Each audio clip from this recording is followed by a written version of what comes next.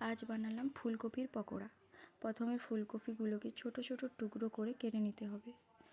তারপর ওগুলোকে পরিষ্কার জলে ধুয়ে ছেঁকে নিতে হবে। তারপর ওর মধ্যে পেঁয়াজ কুচি, পরিমাণ মতো হলুদ গুঁড়ো, নুন, অল্প বেসন দিয়ে ভালোভাবে মেখে নিয়ে ওর মধ্যে অল্প জল দিয়ে ভালোভাবে মেখে নিতে হবে। তারপর কড়াইয়ে তেল দিয়ে তেলটা গরম হলে ওর মধ্যে একটা একটা করে ফুলকপি ছেড়ে দিতে হবে। ফুলকপিগুলোকে একটা কাঁটা চামচ দিয়ে এপিট ওপিট করে উল্টে ভালোভাবে ভেজে নিতে হবে। ভালোভাবে ভাজা হয়ে গেলে ওগুলোকে তুলে নেও। তারপর সার্ভ করো। খেতে কিন্তু দারুণ হয়েছিল। তোমরাও বাড়িতে ট্রাই করে দেখতে পারো। Bye bye.